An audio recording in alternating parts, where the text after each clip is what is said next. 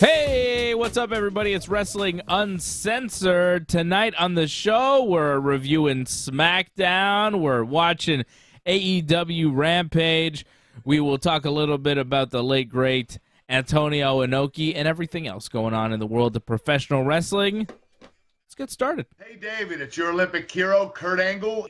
Congratulations, my friend. Wrestling Uncensored, and that's wrestlinguncensored.net. Congratulations. Happy birthday, my friend. I will see you soon in a ring. Take care, and God bless. Happy birthday, my friend. Hello, everyone. It's the Native American Tatanka, coming right here from my tribal homelands where my family and I live.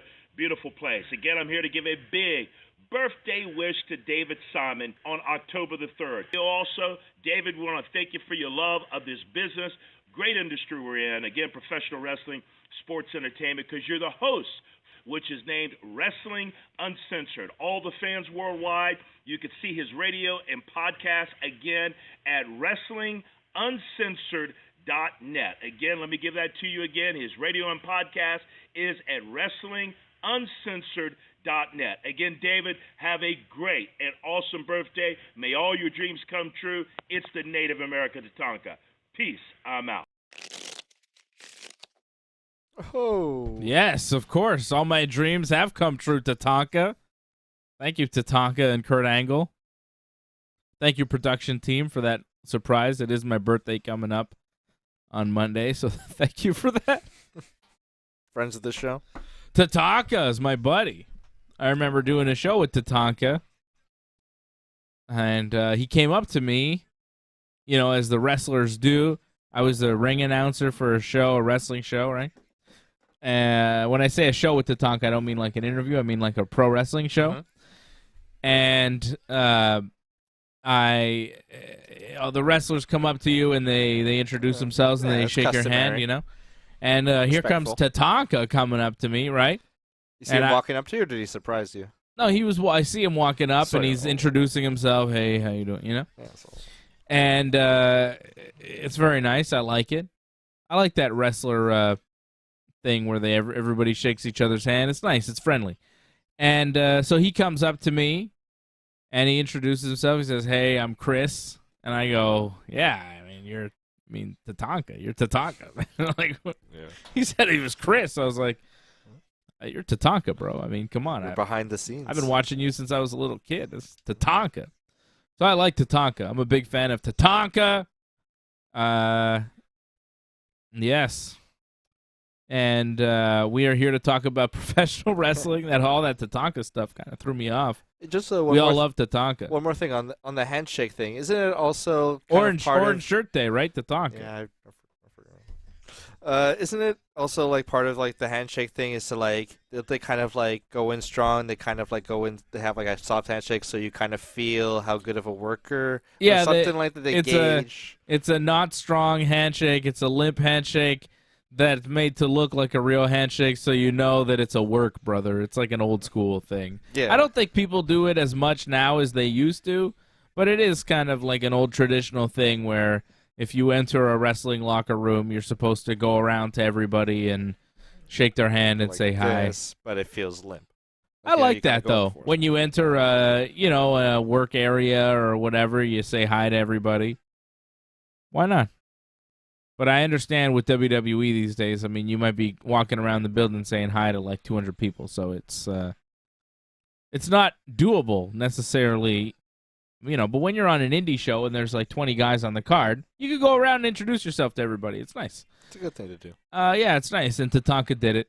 And we are just watching the Acclaimed beat the Private Party here on AEW Rampage. We're watching AEW Rampage. You want me to scissor you? Oh, my God. We can't even get it right. We tried like 3 times to get that right. Didn't quite mesh. Man, we are not good at scissoring.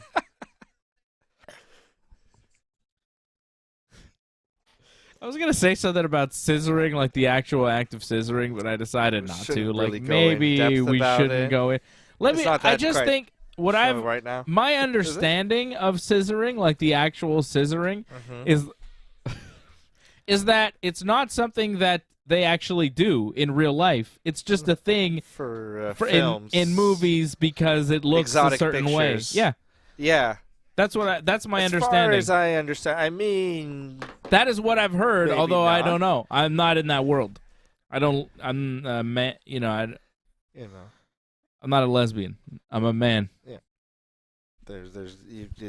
It's not quite the same effect. Yeah. For those that don't know, the scissoring is a reference to it's a It's a sexual act. Yeah. That's something we could say. That's clean but it's a popular it's thing. usually traditionally done between two women, two ladies. But I don't think like in real life ladies are doing it. I think it's just for the TV. As far as you know, but I don't know. There's a lot of different tastes out there. Move on. My brother's here with me. Johnny North is not here with me because Johnny North is wrestling tonight. He's wrestling our buddy Jeremy Prophet. Johnny's got a big match tonight in Sorel, Quebec. I was unable to get down there tonight. I am here for you, and Johnny will be back with me next week. So stepping in for the big man is this guy, my brother. Not as big guy. Ryan Katz wants us to ask Johnny North about scissoring and stuff, and maybe that is a topic for Johnny. Yeah. I would like to hear Johnny's thoughts on scissoring. I mean, it's not really my fault. It's the Acclaimed. It's what they do, right? Yeah, I'm just talking about what I'm seeing on TV, One of the most over phrases in wrestling right now. Wrestling TV, all right? Not. And then daddy ass, it's just like a whole nother dimension to it. Yeah, scissor me daddy ass. I mean, there's a lot going on there. Yeah. It's a deep phrase. Anthony Bowens, Max Caster, the AEW Tag Team Champions. It's their catchphrase. We have to talk about it. We have to address it. It's the elephant in the room. It's the scissor in the room, baby. So they just won a match against the Private Party. Which, when you look at where the Acclaimed were when they started, when you look at Private Party were when they started in AEW, good one, Doug. You look at where they started, both tag teams. The fact that the Acclaimed right now are the tag team champions and the Private Party are just kind of like a jobber tag team in the division, it's a little surprising because Private Party came in with a little steam, Yeah, they used to have a lot of matches with Proud and Powerful, and it was just a lot of P's. Young Bucks too. They had matches with. I think they wrestled Young Bucks early on in AEW. Yeah, they. A lot of steam. They've taken a detour. I think injuries have hurt them too, slowed their progress. But the Acclaimed also, I mean, you got to give it to them. They've really separated themselves from the pack with that promo, that Anthony Bowens, the screaming, scissor me daddy ass, and then, of course, Max Caster with his great rap. They've got a really good act. Their whole package is good. They've got the promo. Their wrestling is really good. Their matches are great. Those matches they had with Keith Lee and Swerve Strickland are really good. They had, they've got a cool manager now with Billy Gunn, who's a famous tag team wrestler. It's a good act overall, the Acclaimed. Even, saying how Private Party was hampered by injury. When Bowens got hurt, they just kept it rolling and, didn't lose a step. He still was cutting his promos. They had the Ass Boys with them. They managed to pick up from that fumble. Yeah, it's true. Even with injuries, they remained a part of the show. They remained relevant. They're resilient. They're strong talents. They really are. They're a good tag team. They've made themselves into one of the top tag teams in the world today. They're a solid choice for the tag team champions of AEW. I'm a fan of the Acclaimed. I think they're really good. And I've been a fan of the Acclaimed for a long time. Before there was a push for the Acclaimed to become, the top guys that they are right now, I was here on the show saying it for a long time. These guys, every time they come out, they're entertaining. We need to see more of them. Remember when they were jobbers? Caster would come out, he would cut these great promos, and they would be jobbing to whoever, and they were kind of going nowhere for a while before Scissor Me Daddy Ass really took them to the next level. When it was just Caster, I was like, these guys are good. Why isn't there more of them? Why isn't this push coming? I saw these guys coming a mile away. They kept losing to like Jurassic Express and guys like that. Yeah. Lucha Brothers. And you can go back, months prior in Wrestling Uncensored. I'm not talking bullshit. That's why we are the #1 pro wrestling show in the world, by the way.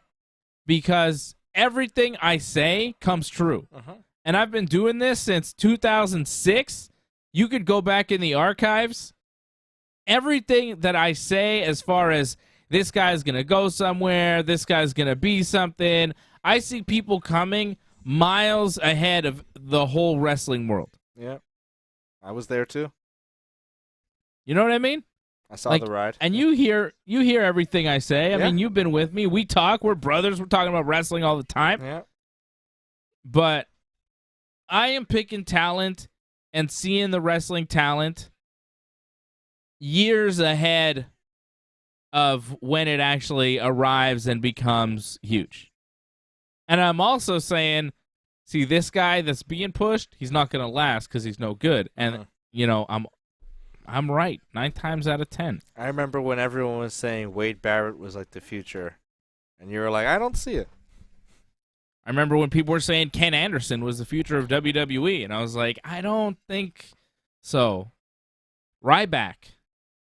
I mean, Big Cass. People have come and gone, and I've been like, no, not this guy, this guy. I mean, I called Roman Reigns years before, it was clear at a certain point, like, oh, this guy's going to be their next Cena.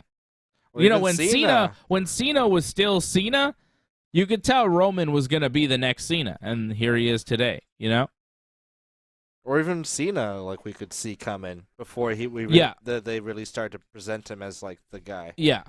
We were like, oh, this guy's gonna go places. Yeah. Thanks.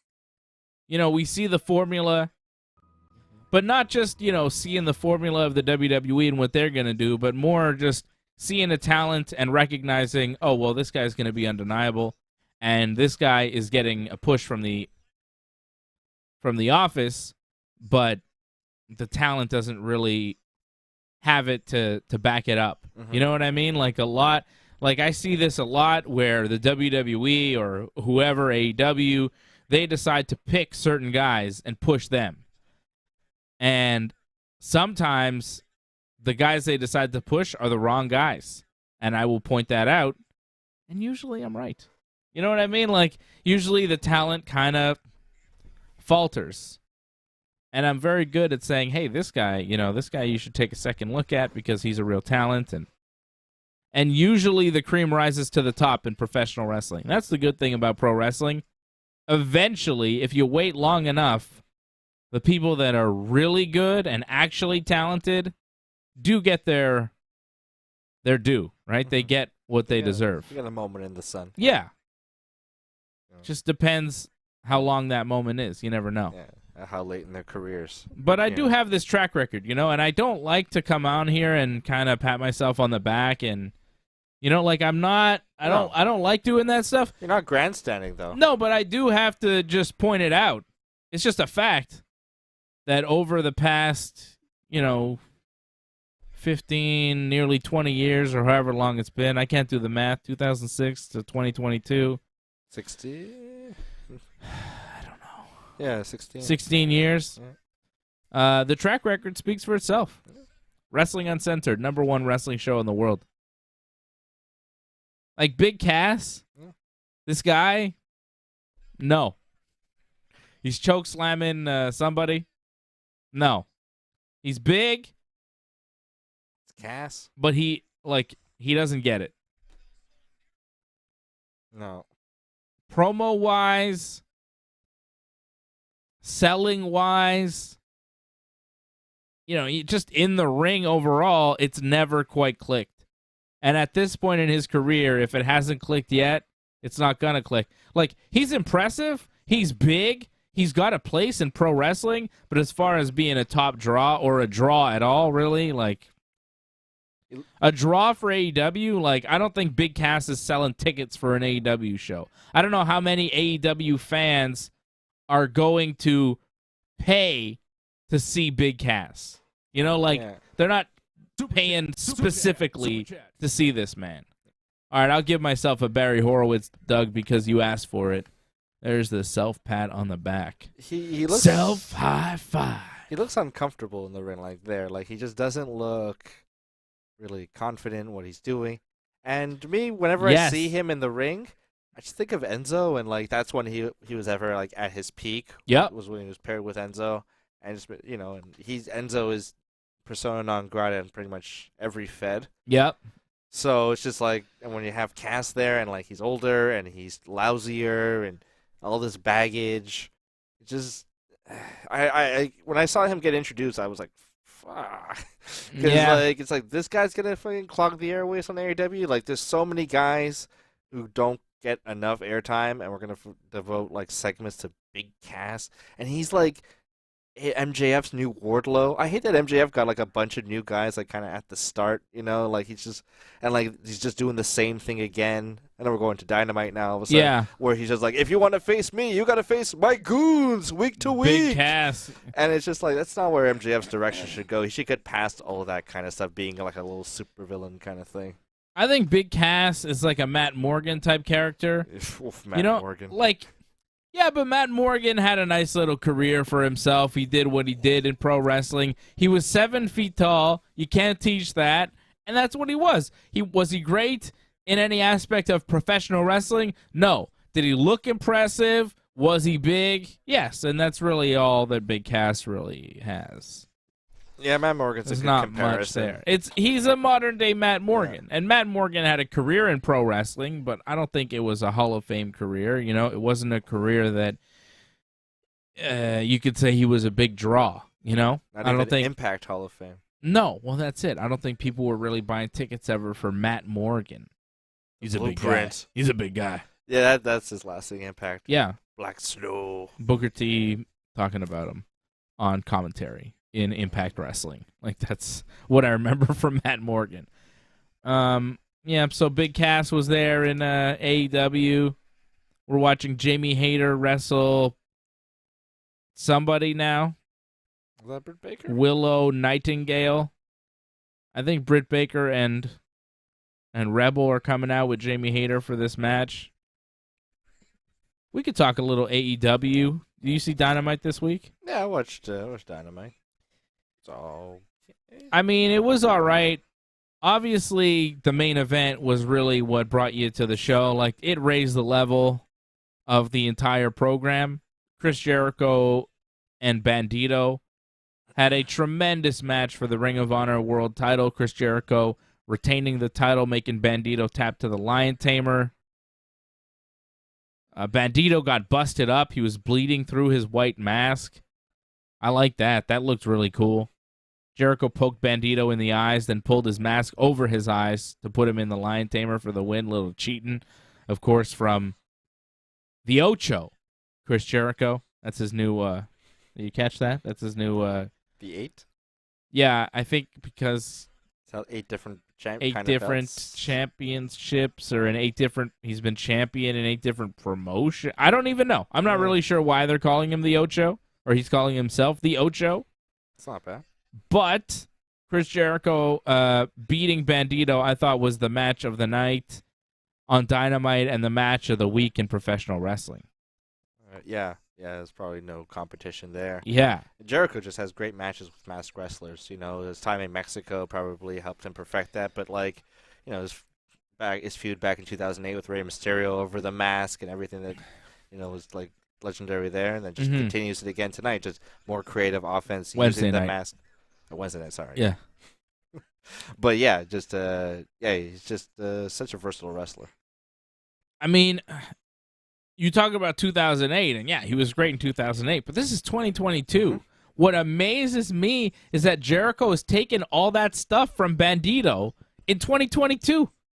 He's taken all those bumps, everything that Bandido is throwing out, all of Bandido's offense, Chris Jericho is taking. It's DDP yoga, Promo code Jericho. Talk is Jericho. It's incredible. It's incredible that Jericho is still on this level. It's incredible that Jericho was able to do that match at that pace and cut the promo afterwards without even being out of breath. This guy was doing a promo right after the match, talking about destroying Ring of Honor's legacy and desecrating the title and everything, taking the title to a new level, all that stuff. Like, Jericho cut that promo after the match, not even huffing and puffing. Yeah. And guys half his age would be huffing and puffing after a match like that, doing a promo. But not Chris Jericho. The guy is in tremendous shape. And, of course, Bandido looked amazing. And apparently, I think the Wrestling Observer is reporting that Bandido is being offered a contract by Ring of Honor, and hopefully he signs it, because he is great. He is a great wrestler. Or, being offered a contract by AEW. I think I said Ring of Honor. But it's the Ring of Honor world title that was on the line in that match. Chris Jericho, the Ring of Honor champion, you were telling me that you feel like Ring of Honor and the championships are kind of, you're not interested in that. Oh, really? And I agree with you. But now that Chris Jericho's the Ring of Honor champion, I feel like he's bringing the Ring of Honor championship to a new level, a level that I actually care about. Because Chris Jericho's the champion. And like I said to you before, Jericho, as the Ring of Honor champion, is now the second most important champion in all of AEW. It used to be the TNT champion was like the Intercontinental champion, the secondary champion to the world title. But now that Wardlow holds that belt? Could have even made an argument, Britt Baker during her long run. Yeah, was maybe but not 2. now. Who's the Tony Storm? Interim champion? Thunder Rosa's the real champion. She's not even around. The second most important champion in all of AEW is Chris Jericho. Thanks. And you could even say that he's the most important champion. He main evented the show. His match with Bandido this week was on par, if not better, than Jon Moxley's match with Bryan Danielson last week. Chris Jericho is on fire. He's a wizard. Who are you more interested in right now, Chris Jericho or Jon Moxley? Chris Jericho. Right? I've always, Jon Moxley is their world champion, and he's doing the thing with MJF, right? He's feuding with MJF. Jon Moxley wrestled on Dynamite this week, did he not? Wrestling Juice Robinson. Oh, yeah. Speaking of Tony Storm. Mox, of course, bled at some point during this match.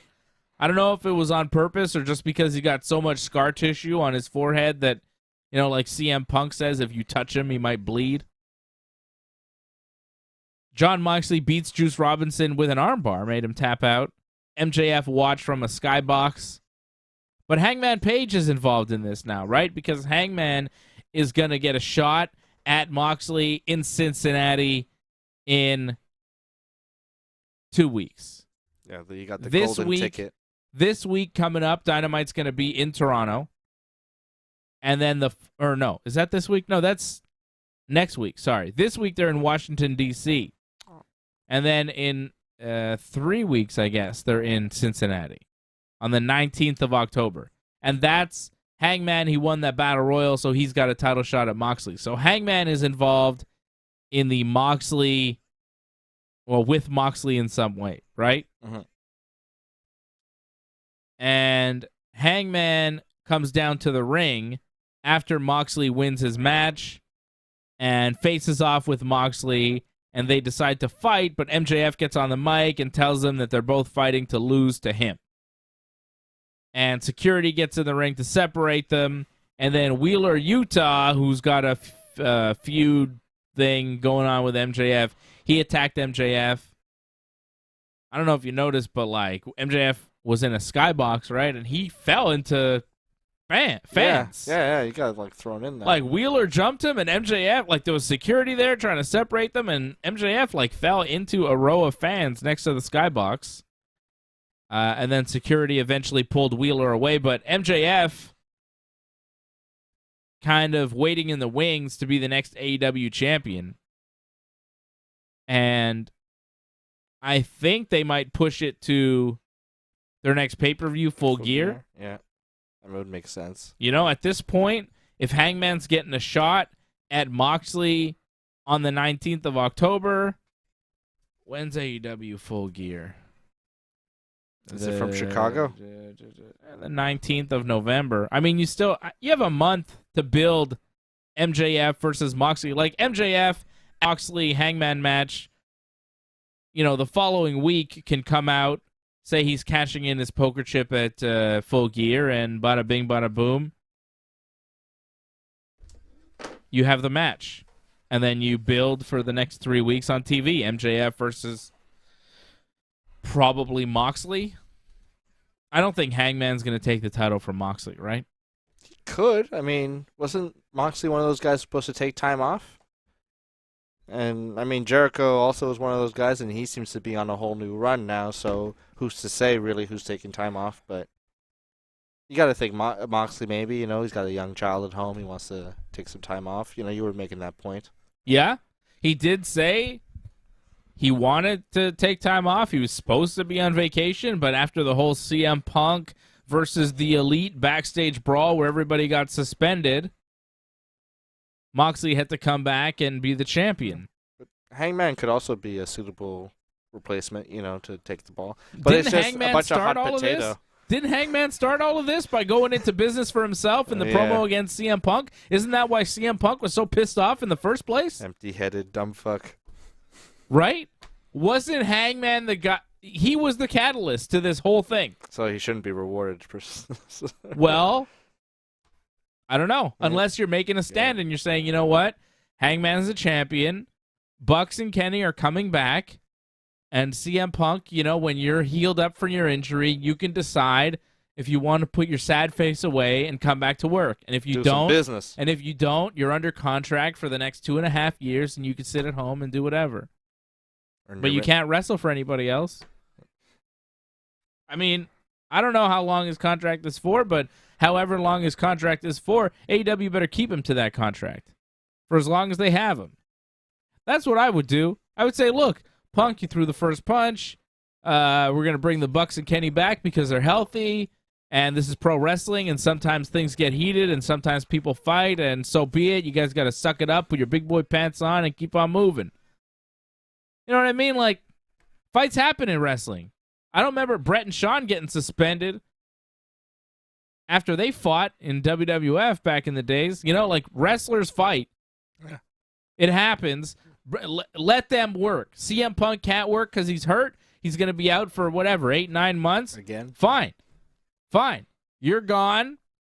The Bucks and Kenny are coming back. Hangman is a champion. The Elite is back. And Punk, if you want to come back to work at some point, you can come back to work. Sure, why not give the title to Hangman? Like, I would do that. I would definitely do that. But I'm not Tony Khan. And I know Tony Khan loves CM Punk, and he might not want to piss him off. So I don't know if they give the title to Hangman.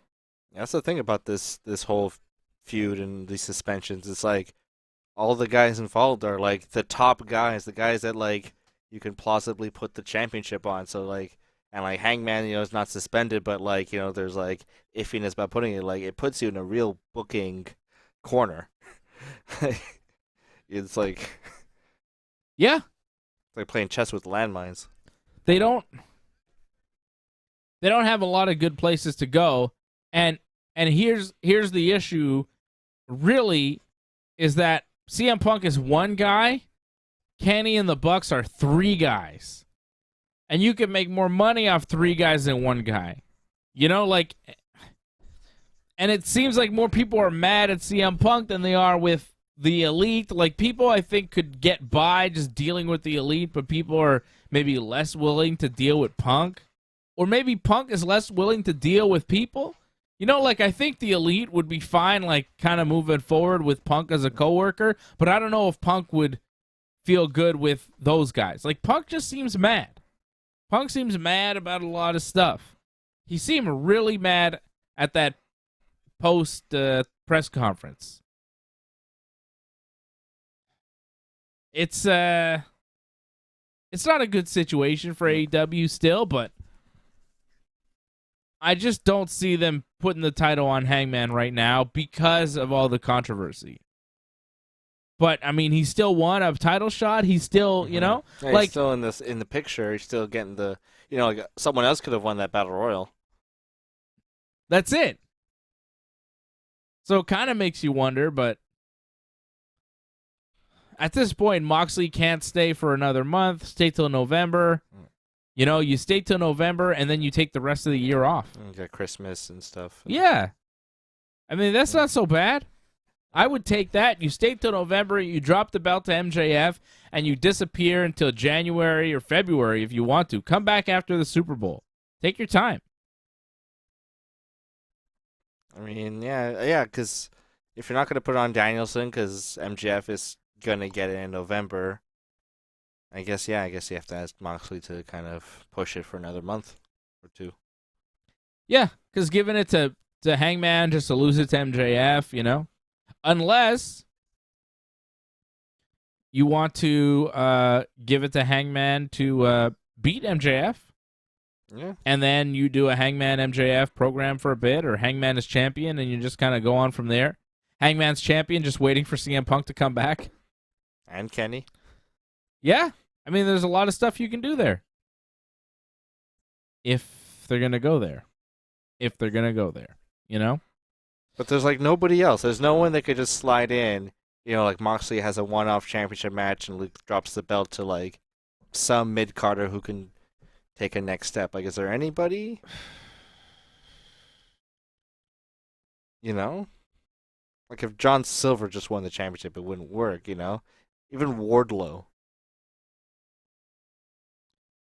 Orange Cassidy? No. I would buy Darby Allin as champion. Yeah, Darby. I think that there's something to him. There's just there's a lot of fan support for Darby Allin. I think a lot of AEW fans like Darby Allin, and even people that don't like AEW, they like Darby Allin. He's cool. He's got Sting with him. He's got a charisma about him. He's got an image, and it doesn't feel fake like so much of pro wrestling. And you see Darby's style of wrestling, it's pretty real. You know, like he's getting hurt. You know, like he survives, but you know, like the shit he does, there's no fake in that. You know, like you feel Darby Allin. He's a real wrestler, you know, and I could see him being an AEW champion at some point. I would like to see him be an AEW champion and quite frankly, be a bigger part of the main event scene in AEW right now. I think he's ready. I think he's been ready for a long time. Darby Allin is a megastar of professional wrestling. See, once again, you could take this, 33 minutes into the show, take this from September 30th, 2022, play it back in a year or two, and you will see that Darby Allin will be a megastar in professional wrestling. Like, he's already a star in pro wrestling, but, like, he hasn't peaked. This guy's a world championship level wrestler. Just stay healthy. Sky's the limit. Yeah. He's got the potential to be the next Jeff Hardy, who became a world champion, who became one of the most over guys in the history of pro wrestling. Or Rey Mysterio. Yeah. Yeah, he's got that type of vibe. He's, you believe him. You believe in him. He's a hell of a talent.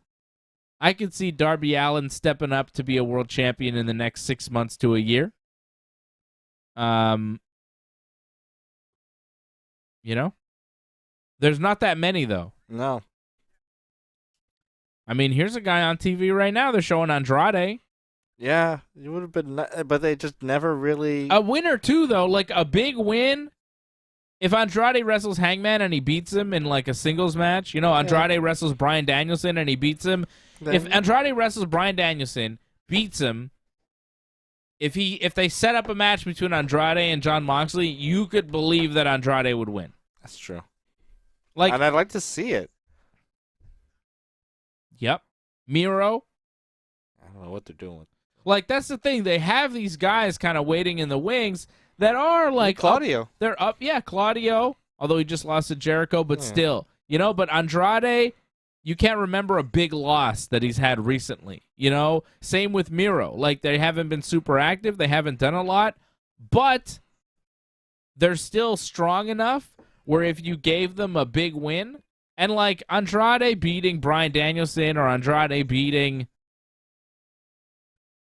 somebody, who else do they have you can really get a win over? Hangman, maybe, another babyface. Andrade beating somebody like that and then stepping up for a title shot is very believable. Very believable. So, yeah, I could see an Andrade or a Miro at some point, but right now, it seems like they're going to do Moxley. Well, they're going to do Moxley Hangman on the 19th in Cincinnati, in Moxley's hometown, where Moxley will win in his hometown. And then I think they'll do Moxley MJF at the pay-per-view at Full Gear. And MJF will win. And then, it'll be MJF versus Hangman, MJF versus Darby, perhaps. Like, once MJF becomes champion, then it's like, okay, then the Darby Allins can step in. And it's like, oh, Darby Allin, maybe he's not going to beat a Moxley or a Kenny or a Hangman, but he could beat MJF. You know what I mean? Like, that's believable. Did he ever beat? He beat him once in their feud, probably. I don't remember. I think Allen won one of their matches. MJF is very good. Like, he's super talented. But the promo this week was not his best. No. It felt like he was doing the cheap heat on purpose as kind of like this weird trolling thing. Like, everyone expects me to cut a great promo, but I'm just gonna run down your sports teams and just be, it felt like a lot of cheap heat this week from his promo. It felt like just kind of going through the motions. Yeah, saying, calling Shivani a fat prick, just like, oh, I'm gonna say something provocative and shocking because that's what everyone expects of me. It didn't feel organic. And like you said, going through the motions. Johnny North says, match is over. It was an honor to wrestle Jeremy and Jessica before they leave for AEW on Monday. I'm sore, I'm tired, but it was all worth it. End of an era. There you go. Johnny North having a great match tonight. Thank you, John, for checking in and sending the message. Good to hear from you, Johnny. Jeremy and Jessica, of course, going to train with the AEW team and hopefully get that all-elite contract, and we'll see them on Rampage and Dynamite pretty soon. End of an era, Can we play The Memory Remains? I don't think we can. Can I sing it, or would that be a DMC? I just don't want to hear it. Let's get face, I'm good. Memories. All right. But yeah, John and Jeremy have been wrestling each other for a long time. And this will be the last one for a while. Hopefully they get to wrestle again. I don't think it's over forever. They'll wrestle each other again. Yeah, so MJF this week was all right. Like, Dynamite was okay this week, but it wasn't great. Last week it was really good. They had, the New York show was a big deal. This week was kind of, regular. And MJF and Wheeler Yuta. Wheeler was mad that MJF attacked Shivani, and Wheeler was talking, and it was his hometown of Philadelphia. It was not great, and then MJF coming out in the Mets jersey. That's it. It ran down the Phillies. That's it. Yeah, he made fun of the Phillies and talked about how the Mets were better than the Phillies, and because he's from New York and all that stuff, and called Shivani a fat old prick. And MJF says, Wheeler is wasting our time with his lack of charisma. And I agreed with that. I was like, yeah, this does feel like kind of a waste of time. Can we move along? And then Wheeler wanted to fight, but the Ass Boys showed up to back up MJF. And MJF said, oh, he'll wrestle Yuta next week. And MJF said, I'm not even going to do my catchphrase for these guys. So then one of the Ass Boys says, MJF is better than you, and you know it. MJF just kind of going through the motions this week. It really didn't... I don't know. And now he's got this thing with Wheeler Yuta, and, they'll wrestle next week. I don't care. I don't care at all. They're trying to do something with Wheeler Yuta, but it didn't really work for me.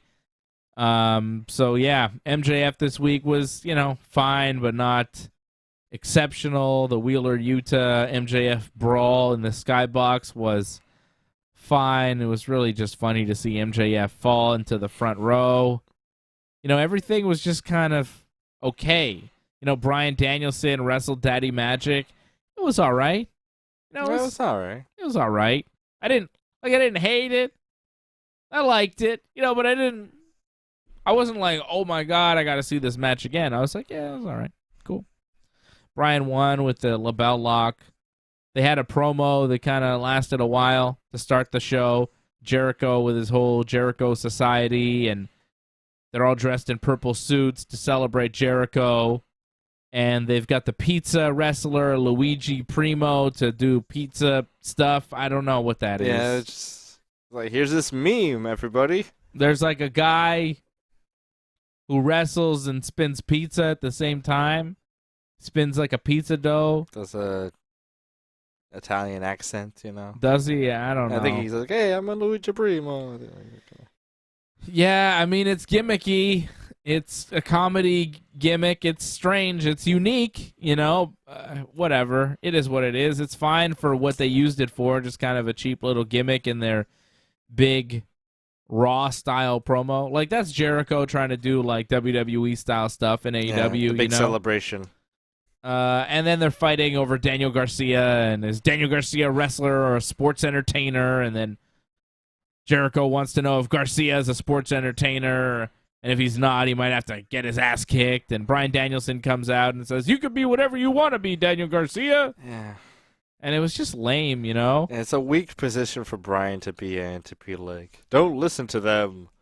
And then Garcia... Come fight with us. Did you see Garcia go into this promo like, maybe I should spin pizza and wake up and be a pizza spinner? Wouldn't that be entertaining? Or maybe I have a tag team match, and wouldn't that be entertaining? And he got like... And it was weird. Got a little shit on Teddy Long for. I don't know what the hell he was doing. It was really weird. Daniel Garcia... Yeah. Like, he's another guy where it's like, I don't know, man. These promos are not working. It's not working. Like, there's something there, but... He's gonna dig. Yeah, we haven't found it yet. Like, I can tell. Like, he's got some charisma. Like, he's not bland, but... He's being given the ball right now, and he's kind of fumbling a bit. That promo was fumbly as hell. Also, so should I be a pizza spinner? Like, the guy's right there. You're like shitting on his gimmick, It's like over and up with the eyes. Like, you don't have to do that. I don't know. It was just odd the way he was like he seemed to be turning on the fans. Yeah. But he was supposed to be baby facing in that moment. Becoming like a wrestler. He was like, he was trying to say like, hey, maybe I should do this stupid stuff and be a sports entertainer. But he was yelling at the fans as he was doing that, saying kind of like, that's what you want me to be? You pigs. But that's not what they want him to be. They were chanting, you're a wrestler, and Bryan Danielson is the wrestler side, and that's the babyface side. But Daniel Garcia seemed to be like angry at the babyface side while trying to turn babyface at the same time. Yeah. And then he's like, how about I have a match, me and Bryan Danielson against you, Jericho, and Sammy Guevara. And I'm like, well, aren't you still in Jericho's group? I don't understand why this match is happening. Have you left Jericho's group? Like, he hasn't. Unless this when is it all happens, a trick. He just turns on Bryan and it becomes a Bryan beatdown. Maybe. Which, okay. Because if Jericho and Bryan are going to wrestle the week after, Bryan will get beat up, But just the way Garcia presented that it was really weird, right? Hey, maybe I should do this. Like, that never works. But it seemed like he was getting mad at the crowd, but he wasn't supposed to be. Like, he was trying to get the crowd on his side by yelling at them. It didn't make any sense. Didn't make any sense. Oh, what do you idiots want? You want this? You want that? And it's like, no, we want you to do the other thing. Well, fine, I'll do the other thing then. You like me now? Yeah, I guess. I don't know. Not really. You know what I mean? Like, what the hell is that? And, like, honestly, it's like, oh, you want the entertainment stuff or the wrestling stuff? I'm like, a little bit of both. It's not so bad. Yeah, both is good. You need it just both. Depends what, it is, Nobody likes just a straight, bland wrestler. You got to have some flair, You got to be charismatic. Yeah, no, like, because, shitting on Luigi Primo, it's like, hey, it worked for Santino Marella. The, like, Italian. Whoa. There's way more to Santino I than know, this. but I'm just saying, just saying, oh, hey, should I be like this lousy comedy gimmick? Like, hey, give it a shot. That comedy gimmick could blossom into, like, a great thing. Santino, started off slow and with just, like, an Italian accent. It was actually kind of bad at first. And he became, one of the most funny, entertaining guys in history. I don't know about this Luigi guy. We'll see. No. I don't think AEW is going to sign him, but he was definitely in this promo. Comedy gimmicks always have potential, He got kicked, didn't he? Somebody kicked him. Yeah, that's his thing. He just Somebody punched. Oh, Daniel Garcia punched him. Yeah. So there was a lot of the Bryan Danielson. Then there was the match, the long promo, Moxley and Juice. There's a chance that Juice. And then we had the Saraya promo. Oh boy, let's get deep. You want to get deep? Let's get deep. I mean, that was just a train wreck. It was so bad. Saraya comes out. Saraya's Paige. Saran Wrap is out here, and she says she's here to make a change in AEW. And she is the change, and she is the revolution. And she says she's broken. No. Hurt, but not, I don't know. Beaten, but not broken. Like something like she's not fully broke down is what she's trying to say. She's like, but nobody knows if she can wrestle. Didn't seem like it from the promo. It didn't seem like it. It seemed like she was almost coming to be like a special GM for the women's division or something. Like, I don't know. I don't know why you sign her unless she can wrestle. If she can't wrestle, I don't know what the hell she's doing there because the promos aren't going to do you any favors because that was a mess. It was a mess of a fucking promo. Saraya invites the women's division to come out. Women's division, come on out here. So Paige says she's going to be the change in AEW. She's going to change AEW. And then she invites the women's division out, and it's baby faces. It's Toni Storm, who's the champion, Madison Rayne, Sky Blue, and Willow Nightingale, which is like, man, you got Toni Storm, Madison Rayne, and a couple of the Jabroni squad. And when you're saying you're going to be the change in AEW,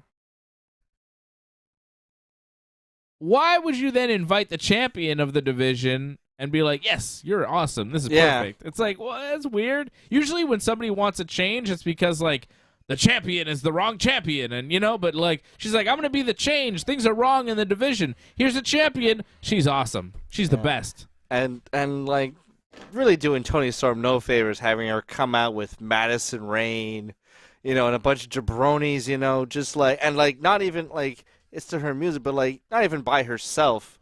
Like, just making her blend in and just not, and, like, it seemed like they're actually making a legitimate effort to separate Toni Storm from the pack as, like, a cut above. And then this just shot her down, just, like, completely. Well, Saraya says that Toni's finally being utilized to her full potential, and she's the best women's champion ever in AEW. She did do a little promo about Toni and didn't talk about the other women at all. They were just there. No one said their name. No, it was like, yeah, they're there, backup, basically. Britt Baker, Rebel, Jamie Hayter, and Penelope Ford, who's with them apparently now. They all come out. No one addressed why Penelope Ford was with Britt's team, but hey. Britt says nobody knows how to pronounce Saraya's name, and nobody cares about her, and her neck is too weak to carry AEW. Britt says she has poured her blood, sweat, and tears in AEW, and she's carried the company, and, Paige's neck would break because Paige has neck issues. And then Paige is like, okay, well, I talked to my boss who listens to me here. And it's like, all right. You didn't like WWE management, and now you're happy you're here. I get it. And she's like, no, we're going to do a lumberjack match. So it's Toni Storm against Serena Deeb. So Britt Baker is talking about Serena Deeb, how Serena's going to beat Toni Storm. And then Saraya's like, okay, lumberjack match, let's go. And I'm like, okay, lumberjack match, so are more people going to come out? More people don't come out. It's just The people that were already there. Usually a lumberjack match, it's like people surrounding the ring. This was just... And that's when you bring out all the jabronis, not with the champion. This was just Madison Rayne, Sky Blue, and Willow Nightingale, and Britt Baker, Rebel, and Jamie Hayter, and Penelope Ford outside the ring. And Saraya went to commentary. Okay? So she can't be a lumberjack. She's not getting physically involved, which is interesting to note. Not getting physically involved, right? So Saraya puts over the baby faces and then puts them at a numbers disadvantage in the lumberjack match that was her idea in the first place by going to commentary. You see what I'm saying? She's like, hey, I see this group of bad guy wrestlers there, Britt Baker and her team, and there's 4 of them, right? There's 4 of them. There's Jamie, Britt, Rebel, Penelope, okay? Yeah. And then Serena Deeb, who's going to be in the ring against Toni Storm, right? And then Toni Storm's team, you have Madison Rayne, Sky Blue, Willow Nightingale. You got 3 against 4.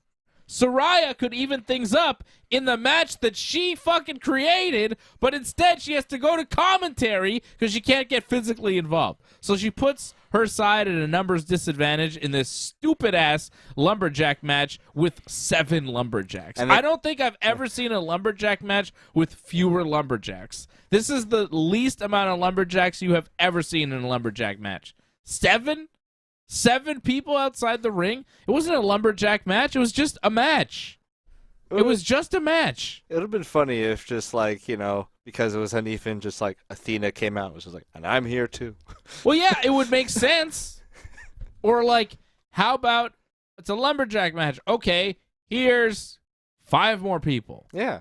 Play some music and they just walk out. You don't have a dozen people you could throw out there?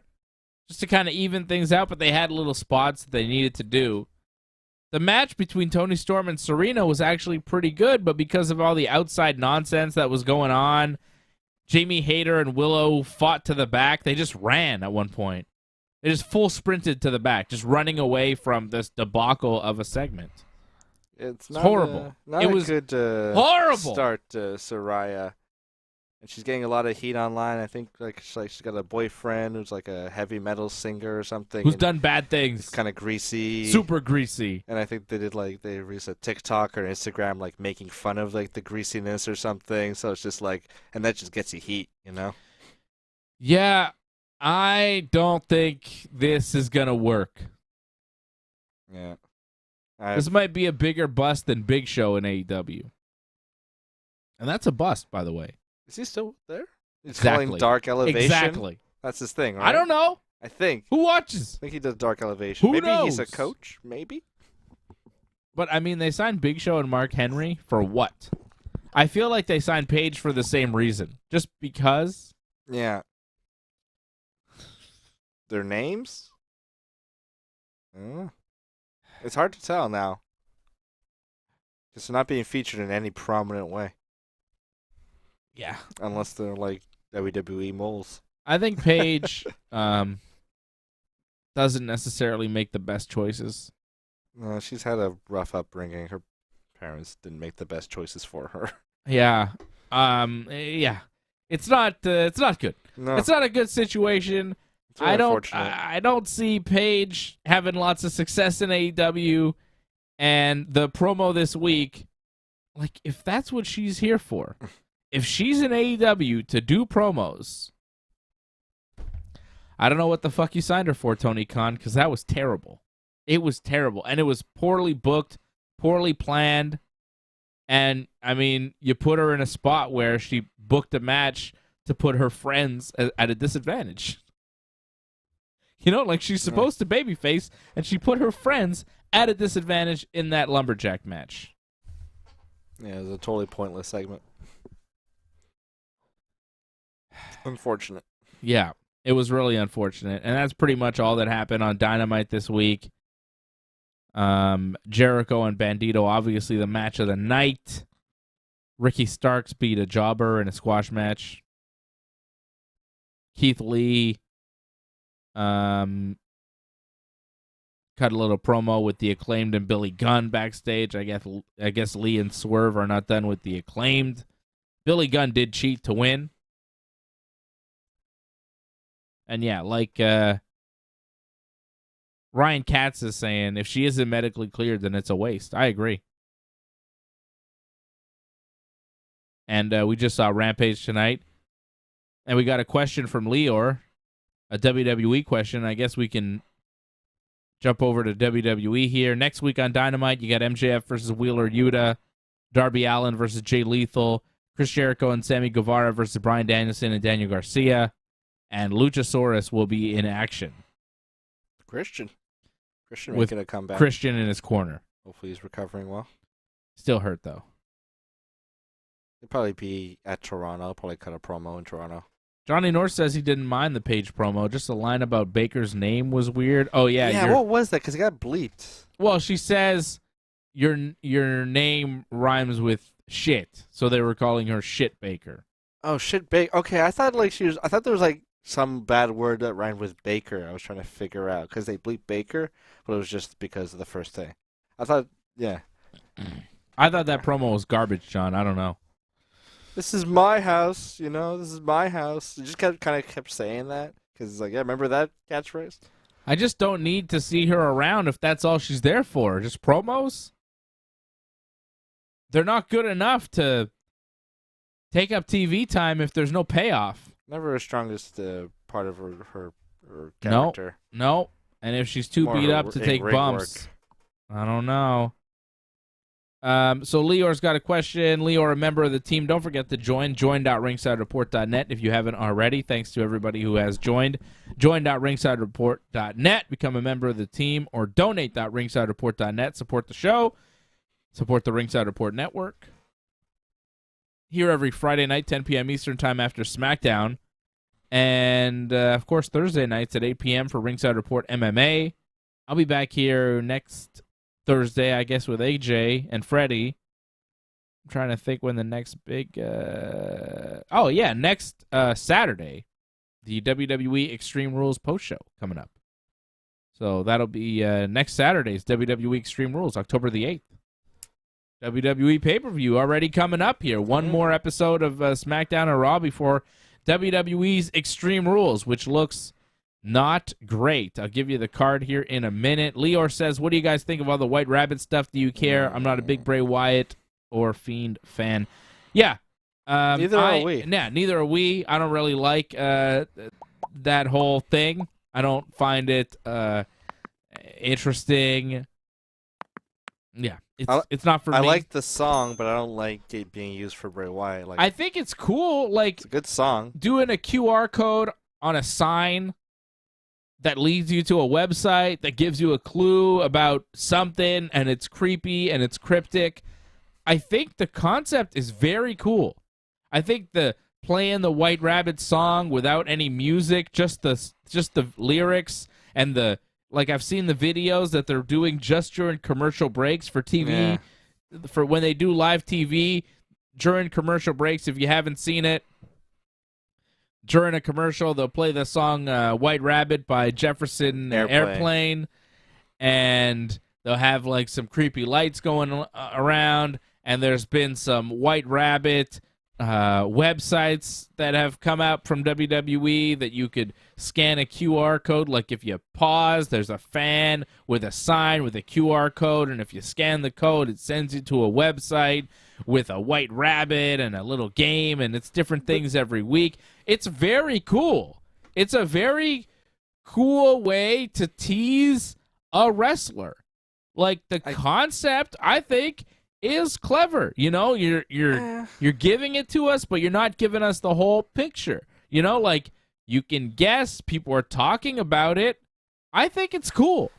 It is, but like, it's a weird song choice. Like, it's a good song, but it's a druggy song from the 60s about a bunch of Alice in Wonderland references, which is itself like a very druggy book. Like, like to get like a wrestling, unless they're doing an Alice in Wonderland gimmick, like Bray Wyatt's gonna come out as a Mad Hatter and like talking these weird cryptic riddles, but like. All that stuff is just about a big opium trip, like it's not, I don't know how it's going to translate once he shows is up. It opium? Yeah, like Lewis Carroll wrote, okay. Alice in Wonderland was like. I thought the song White Rabbit was about, is it about opium, that song? Well, I mean, it's about Alice in Wonderland. It's all just a bunch of references to Alice in Wonderland. Alice in Wonderland is opium the guy was doing? Yeah, he was high on opium. I always thought it was like mushroom. Isn't there a lot of mushrooms in the thing? Yeah, I mean, she travels through like a garden and like there's talking flowers and like the doorknob at the end. Like, remember what the doorknob said? Feed your head. It's like there's a doorknob that talks. It's all in the Disney movie too. That's creepy. Yeah, I don't know. I think it's just I don't know how it's gonna translate. Like if they were playing like Rob Zombie's Dragula or something like that, and like then Bray Wyatt came out, I would understand that more than like White Rabbit. You know what I'm saying? Bray, just like, yeah, Bray, I don't see him. It's just kind of like, San Francisco 1960s acid trip kind of thing. Like, that's not really Bray Wyatt, Well, I don't know, like a creepy, tripped out, too much acid Charles Manson type character could be a Bray Wyatt. Yeah, but they'll never go that far. Never go full Manson. Like, well, I mean, they're not gonna have Bray Wyatt murder people or no, whatever. But like even like the Wyatt family, it never grew. He never had like a bunch of young women that like he implied he slept with. Like Alexa Bliss. I mean, you could turn it into something more interesting this time around. Vince isn't in charge anymore. Like, there are ways to make the Wyatt family like the Manson family, where everybody's kind of, taking something. You allude to drugs, to whatever. He's drugging people. He's doing creepy things. He's, I mean, it could work, I know, but like they do so many half-baked ideas, and like I don't trust, and like for Triple H and like Wyndham Rotunda, to see it. Like if this was Raven, I could say, okay, they can make it work. I mean, that was Raven, Raven was like a Charles Manson kind of figure, Well, it was he was a rich boy. I love that. He was a rich boy. That was the best part of the character. Or even like Kevin Sullivan with like a satanic kind of gimmick. They kind of tried a bit of that, and like they kind of like danced a bit with that because they could kind of get away with that more. But Wyndham Rotunda is just a lazy kind of worker, lazy in his promos. And Triple H will just, like they'll never like really go for it. It'll just be this kind of like, and you'll dance with the devil, and the lights will blind you. Yeah, run, like just that hokey. So like that's why cheesy. It's a cheesy. That's why I use like Rob Zombie. It's just like a more kind of straightforward horror kind of, loud, gory. Like. I would buy that more, and I could be like, okay, this could maybe work. Than like, an acid trip, and I'm the Mad Hatter, like all that kind of stuff. That's just how I feel about it. Yeah, I'm not sure what the gimmick will actually be. And I will definitely be disappointed if all of this is for Bray Wyatt, because all signs seem to point to Bray Wyatt. And when all signs point to something, and then it is that something, it's kind of like, okay. It's Bray Wyatt. It's like all this, it's like, it's so mysterious. But if there's all this mystery for something that everybody's predicting, it's not that mysterious anymore. A lot of the buzz is, what is this? Who is this? But everybody just assumes it's probably for Bray Wyatt. They're probably bringing him back. And if it is, it's like, okay. And then when they finally do bring him back. A more successful version of this campaign was when they did the Save Us Y2J Chris Jericho thing. Because it was like, maybe it's not Chris Jericho. Maybe it's someone else. Like, we didn't really know. No, we didn't know. And you know what? I think more people were excited that it was Jericho. Like, people wanted to see Jericho. Now, I don't know how many people need to see Bray Wyatt back. Like, I don't know if people are missing him or needing him back in their lives in the WWE. So that's how I feel about that. I'm not a huge fan of Bray Wyatt as a character. I do like this gimmick that they're doing. I like what the WWE is doing right now with this presentation of the White Rabbit and the QR code and the song and all that stuff. I think all that creepy, subtle stuff is really good, and it really is different for what the WWE normally does. If it all leads to Bray Wyatt and kind of the same old stuff, then... But if it leads to Bray Wyatt in a different incarnation that's more interesting, that's better written and goes in more interesting and realistic places, then okay, you might have me. But I doubt it. I doubt it. Harold Schneider dropping a super chat saying, keep it up. Thank you, Harold. We definitely will. Ryan Katz saying Meltzer said it's Wyatt, but people are saying it's Aleister Black. He's saying, yeah, I don't know. I don't think Aleister Black has been released from AEW, but people are saying he has. I don't know. I don't see it. Either guy wouldn't excite me, quite frankly. And that's really a problem with this whole thing, is that no matter who it is, unless it's like Kenny Omega, I don't give a shit. Yeah, like who? I don't know who could it be, that they would give this gimmick to. That I'd be like, oh man, this guy is coming in and he's giving this fresh face and fresh start, or someone from NXT. Yeah. There's nobody that I can think of in the overall landscape of professional wrestling that they could bring in as this character that I'd be excited about. There's no free agents anymore. Like the big free agents, the big stars, they're all locked up to contracts. Everybody that's left is everybody that's left over. Yeah. Everything's kind of like stale and left over, All the stars are signed. Bryan Danielson, CM Punk, all the big ones, all the main guys in wrestling. AJ Styles, Roman Reigns, like, Karrion Kross. Yeah. Wasn't thinking of him. All right, we saw Smackdown tonight. It happened. That's a good word for it. It occurred. The Tribal Chief wasn't there, so nothing really happened. Solo Sikoa was there, and Samuel Zayn. They opened the show in Winnipeg. Solo and Sammy got a win over Ricochet and Madcap. Solo hit the rock bottom on Madcap for the win. Madcap had tried to attack Sammy after the match, but Solo stopped him. Solo and Sammy seem to be a team backing each other up. They were on Raw this week as well. Sami Zayn wrestling AJ Styles and actually getting the win after Solo Sikoa hit that rock bottom again on AJ Styles on the apron behind the ref's back, rolled him into the ring. Sammy hits his kick, 1, 2, 3. Sammy beats AJ Styles. A lot of Judgment Day on Raw this week, which I'm sure we'll get to.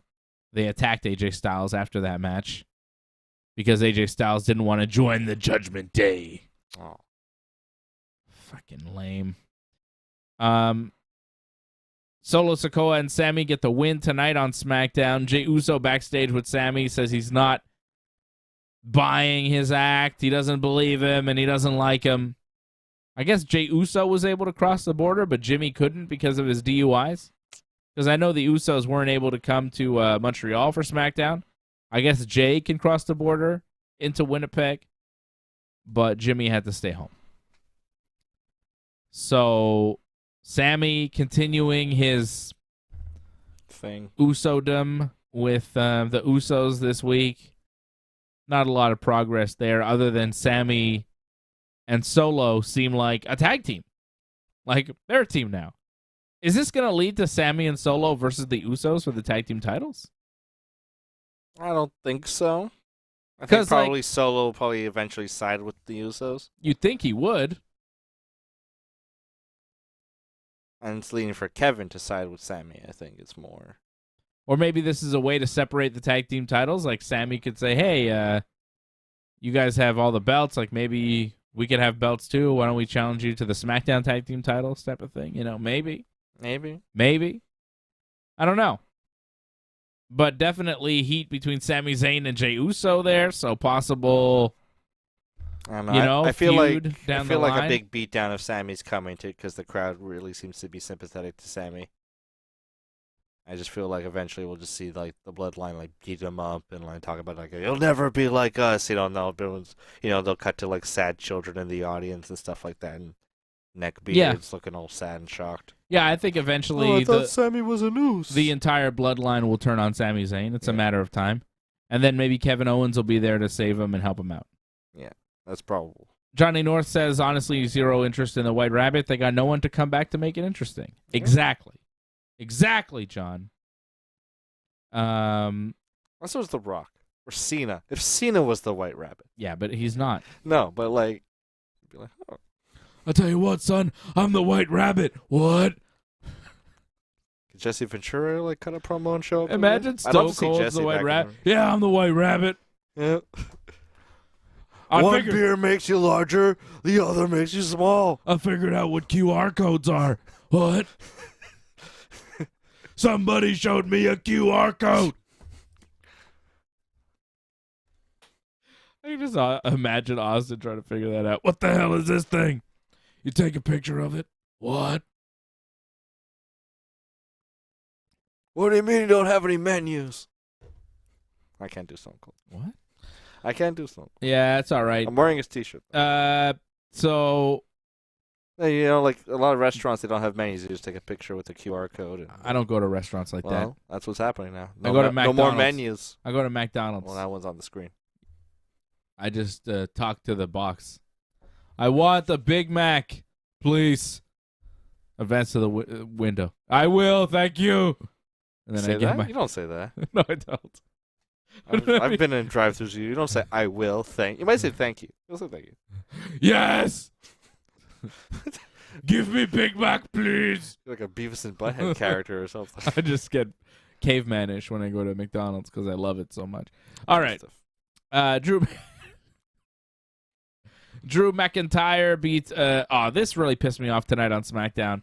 We have all this bullshit on SmackDown. SmackDown sucked tonight, okay? Garbage. Drew McIntyre beat Austin the Theory by disqualification when, good rapper name. When the Alpha Academy interfered, right? So Alpha Academy, Otis, and Gable, they're basically bad guys for everybody. They're just involved with everything. You're a heel, we'll be your goons. Hey, you're a baby face. You're Drew McIntyre, you want to kick our heads in? Sure. You're Braun Strowman, you want to beat us up? Sure.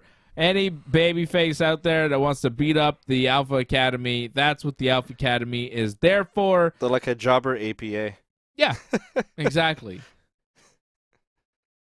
So, Theory loses by disqualification because the Alpha Academy jumped Drew McIntyre. Johnny Gargano, who's usually on Raw but was on SmackDown tonight, you'll see why soon, he shows up but gets beat up by the three guys because it's 3-on-2. Kevin Owens shows up, who's also on Raw, but it's in Canada tonight, so he made the trip to Winnipeg. He makes a save, evens the odds, and heels run away. Theory and Otis and Gable, right? You think they go to commercial, they come back, and they do a 6-man tag. That's right. Where's the GM to be like, don't go anywhere. Get in the ring. You're going to have a 6-man tag match, player? But they go to commercial, come back, and we're on to something new. It's Hit Row beating Los Lotharios, which was not worth watching. Forgettable. Who cares? Garbage. Both those teams I don't want to see ever again. So, we had Drew, Gargano, and Owens, Theory, and the Alpha Academy made into the main event of the show. Which just shows you how disorganized this SmackDown program is that you're watching. Because if this is all real, right? Like, say this is real, right? Presume. And you have a match, Drew McIntyre versus Austin Theory. The WWE should not know that it was going to end in disqualification. Yeah. In which case, they should have a main event scheduled, but they do not. So, thankfully, one of their matches ended in a melee. Raw superstars showed up. Raw guys showed up. So now, thankfully, because everything's screwed up, we have a main event for the program, which is really good because before that we had nothing. Fly by the seat of our pants. You know what I'm saying? Like, yeah. I mean, well, so what was the main event supposed to be if all that bullshit didn't happen? Anyways, it's all fake, so it doesn't matter. So Drew McIntyre, Kevin Owens, and Johnny Gargano beat Austin Theory, Chad Gable, and Otis in the main event. Drew hits his kick on Theory for the win. And it's just a waste of time because, like, they were already out there. They already all did their entrances. You know, Gargano had his music play when he came out. Owens had his music play when he came out. And then before the main event, they're all doing their entrances again. You're just filling time. Yeah, it didn't even cut to commercial. No. I really expected it to. Everybody coming out again. It's like, this is all you got? And then it's a lame 6-man tag for nothing, for no reason. Drew McIntyre is not feuding with Austin Theory, I don't think. He's feuding with Karrion Kross.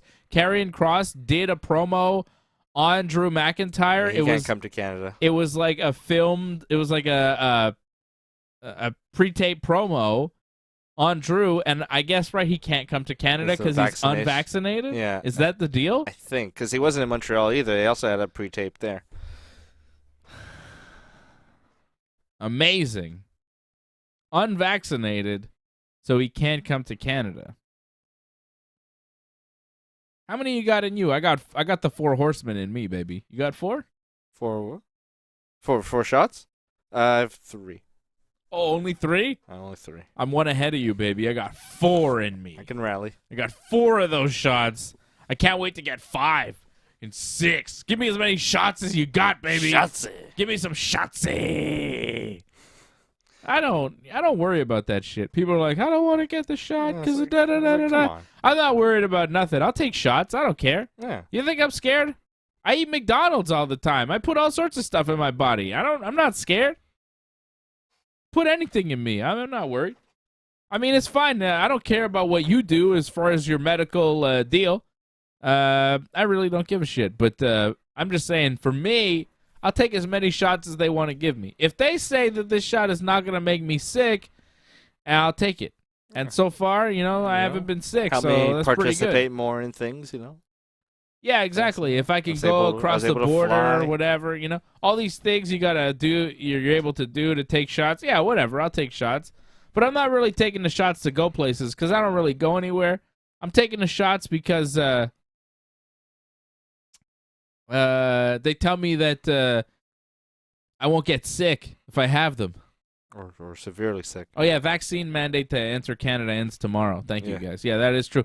So I guess Karrion Kross could come to Canada tomorrow. He just couldn't come today. Yeah, he was just a bit too... Yeah, he's a day early. Yeah, $1 short. Also, they're legalizing... I saw while watching Smackdown on Fox tonight, they're legalizing weed in Vermont tomorrow. So congratulations to the state of Vermont. You've got recreational stores opening tomorrow, October 1st.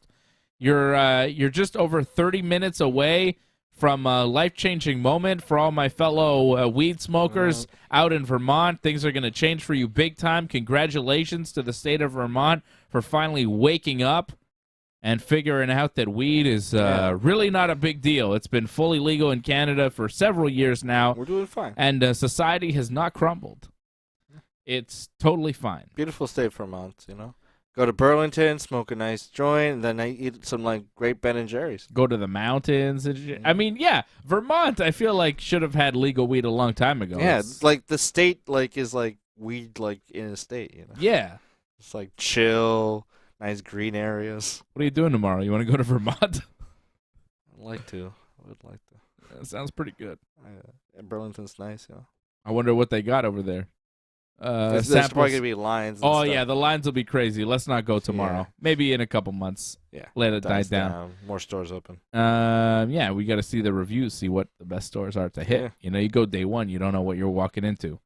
All right, so congratulations to the state of Vermont to take as many shots as you want. Take a shot, don't take a shot, whatever. But I like taking shots. If they tell me I'm not gonna get sick, and I'll take a shot, it's fine. But then other people are like, "Oh, you'll die if you take the shot." But I don't think that's true because I haven't died. Yeah, or we don't. Yeah. Explain that. Took the shot. Took 4 of them. I got 4 of those COVID shots in me. I'm not even dead. It's like a reflexive, like contrarian kind of I didn't thing. have that heart thing that people say. I don't know, the Joe Rogan heart thing he's always talking about, Yeah. Joe Rogan thinks that if you take the shot, you might die. That's what I've heard from Joe Rogan. But I don't believe Joe Rogan because he's put a lot of stuff in his body. He's an MMA commentator and a comedian, so he's not really a medical...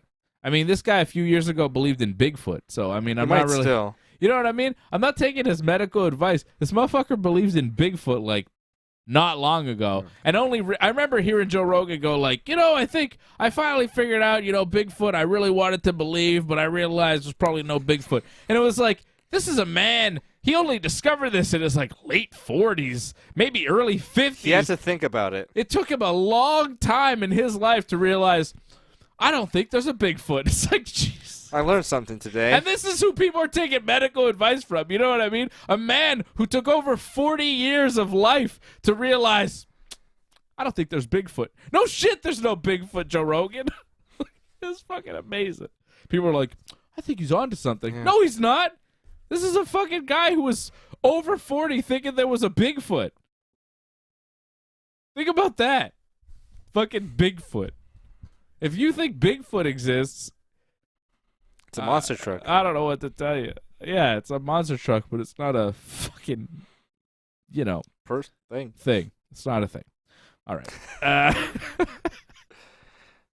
You know what I mean? It's just people are like, Joe Rogan, he really knows. He's a smart guy. And I'm like, yeah, I mean, he's an interesting guy, and he's clever, and, he's not Sometimes stupid. has a good guess. But, like, he was on news radio. He knew Phil Hartman. That's kind of cool. That's pretty cool. Voice of Troy McClure. Yeah. You might remember him Canadian. from such films as,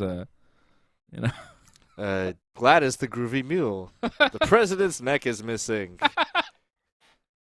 The president's neck is missing. I gotta see that one. Lead paint, delicious but deadly. Troy McClure. I could go on. And of course, Lionel Hutz, attorney at law. Yeah. Very good. And like a bunch of your card players throughout. Your card says no money down. Oh, that's a misprint. No, your card works on contingency. Works on contingency. No money down. Oh, that's a misprint. Here, he fixes it. Works on contingency? Question mark. No. Money down. That's the best. All right. Ronda Rousey beat Natty by armbar tonight. Ronda and Natalia wrestled. Liv Morgan came out with a baseball bat afterwards, looking all mean in her little shorts, trying to get angry. Ronda attacked Liv, hit her slam, and Ronda and Liv fought for the baseball bat. Ronda got the bat, tossed it away, and then dropped the bat and tossed Liv over the barricade. And then security came out to stop Ronda, and they were pulling Ronda away, and then Liv revealed herself, like she came back from the barricade and fought off and chased Ronda, and they kept fighting, and then security separated them again. A big brawl between Ronda Rousey and Liv Morgan after the Ronda Natty match.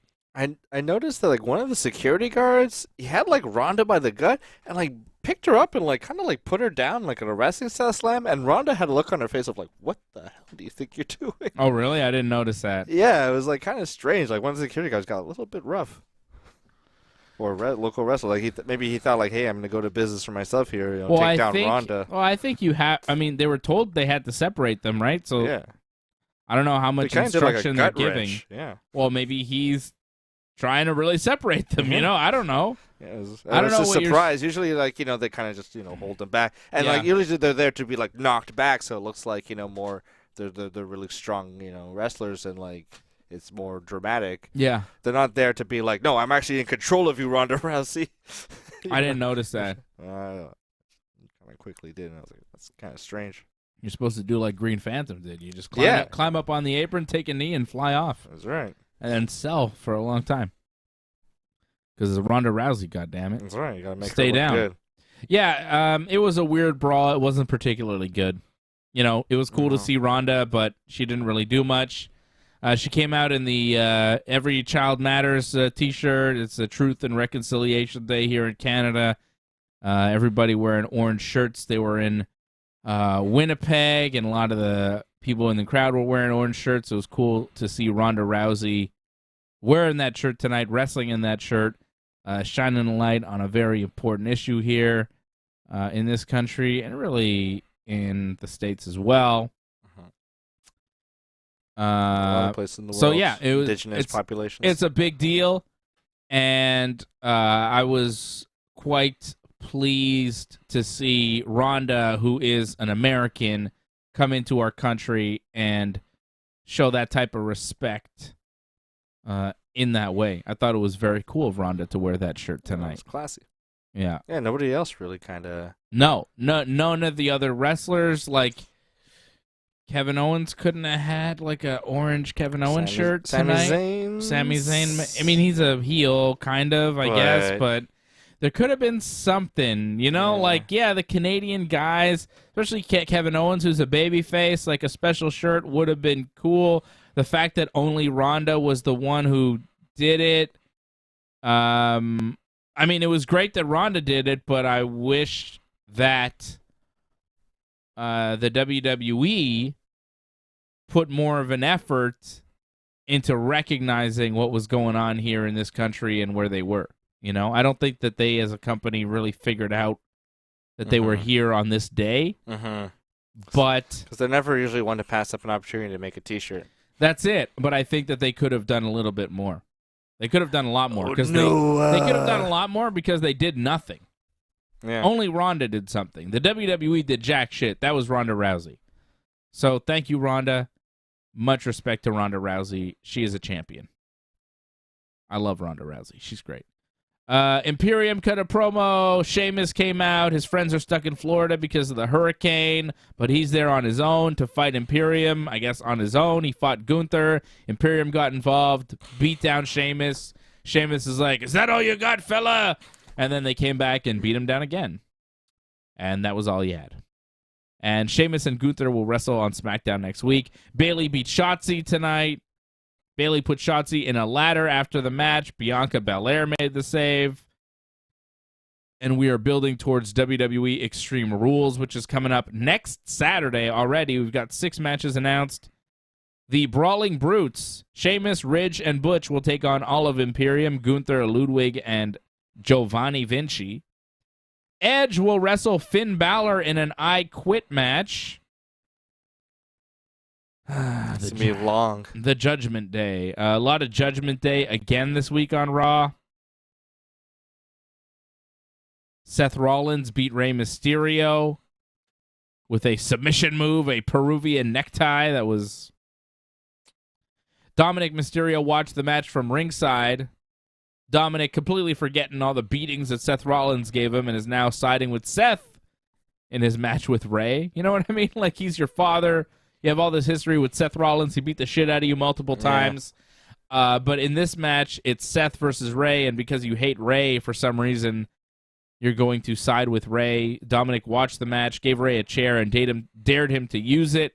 Rhea Ripley knocked Rey into the ring post to allow Seth to hit the curb stomp, followed by the chokehold to beat Rey. So Rhea and Dominic helping Seth Rollins beat Rey Mysterio, which just shows you how much Dominic hates his own dad. He'll help Seth Rollins, a guy who's got a lengthy history with. So Seth beat Rey on Raw this week. It was like 6 months of TV, wasn't it? The Rollins and the Mysterio family and Buddy Matthews. Eye for an eye. Buddy Murphy. Yeah. Remember when he took Rey's eye out? Yeah. He tried to take Dominic's eye out too? And the daughter was there. Dominic's first match was against Seth. You know, like, all that stuff was with Seth, but whatever. It's all forgotten because Dominic's forgettable. He hates his dad. There was a lot of Seth and Judgment Day and Riddle and intermingling there. My God, like, so much of this show was about these guys. And it's not good. It's not good. We have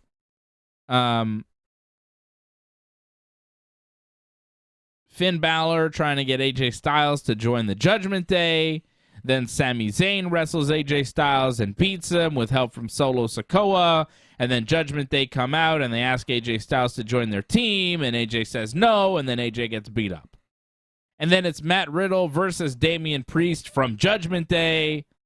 And Riddle beats Damian Priest with like an awkward small cradle.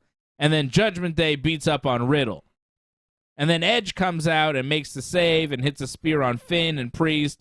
And then challenges Finn to a match at Extreme Rules in an I Quit match. But like, so much of this show was Judgment Day centric.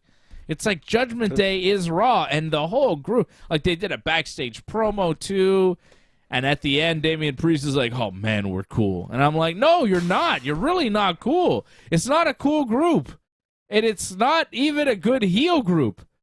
I don't want to see you get beat up. I don't want to see you win. I don't want to see you. Ugh.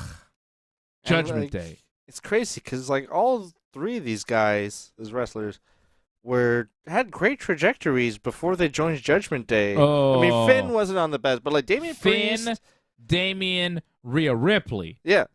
You said three of these guys. Well, I thought you were talking about Dominic Mysterio. Oh, I'm sorry. You mean Finn, Priest, and Rhea. Yeah. Not Domino. Yeah, I was including Rhea. Like, yeah. Guys, kind of, okay. Just see you guys kind of thing. Yeah, just general kind of. I get it. Yeah. Those three wrestlers. Like, they were all on good runs before they joined Judgment Day, and then they just took huge nosedive. Like, Damian Priest was having great matches. We were thinking maybe he could be elevated up the card, and now I have no idea how he's going to do that. Remember? He had a match against Sheamus that like tore the house down, like some pay-per-view, like, and it seemed like Damian and like he was doing the Bad Bunny stuff. Yep. Like he was really on the up and up, and now it's like he's in a total no man's land. Well, they're pushing him. Yeah. No, he's in a good spot. It's just not good. Yeah. Like this is one of those instances like I was talking about earlier in the show. This group sucks. But they're getting tons of TV time, and they're getting a solid push on the roster. What we're seeing is not good. No. But we're seeing a lot of it because somebody thinks it is good. Somebody thinks this is great. Triple H, probably.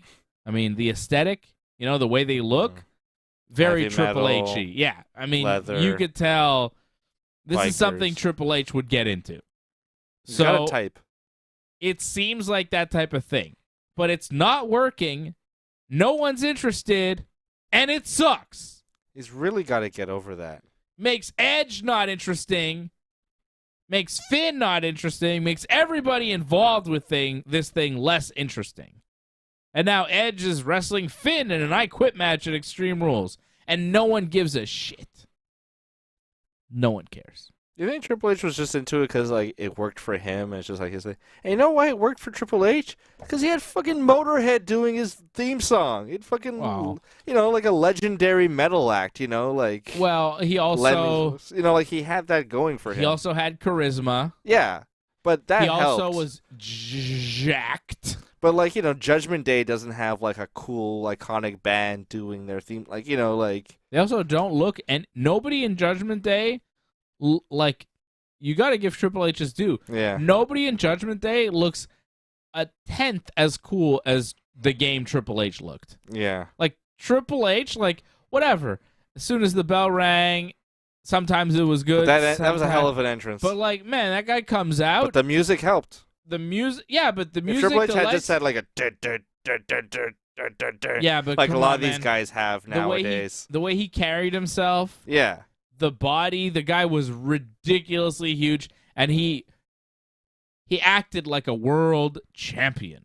Like sometimes the matches did suck, and sometimes the promos did suck, and they dragged, and he didn't always work the hardest. Like, this is the thing. It's hard for me to say, well, Triple H was bad, because he wasn't. It wasn't bad. No, he definitely wasn't bad. Triple H was very good, but there were moments of Triple H on top where he was bad, but there were also moments of Triple H on top where he was very, very good. So it was, is he the best wrestler of all time? No, but he was definitely a huge talent. But yeah, it works for him because he's he was that damn good, and these people are just But not. he seems to be just pushing, just like, well, to get you over, you need like a heavy metal, song. Karrion Kross, leather, same deal. and not Triple H wasn't tattoos, but like, that goes with it, tattoos and piercings and just that kind of thing.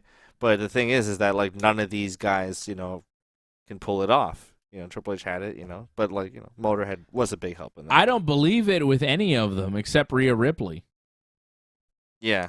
And even then, like, wasn't that kind of like forced on her to do like that kind of heavy metal, or is that her? I don't know. I think that's her, but I don't really buy it with Finn. Finn doesn't fit. No. Damian Priest, I kind of buy it, but his promos are just awkward. Yeah. He's just an awkward guy. He's awkward. Ugh. Yeah. So Edge is gonna wrestle Finn Balor in an I Quit match at Extreme Rules. The match will probably be quite good, but that's the problem. Like, the matches right now, they're pretty good. The wrestling is good. I just don't care about any of it because the stories are awful. And it's, it's entertainment as well. You got to give us a reason to want to see the moves. The heat, the feel, the atmosphere. It's all about how you build it.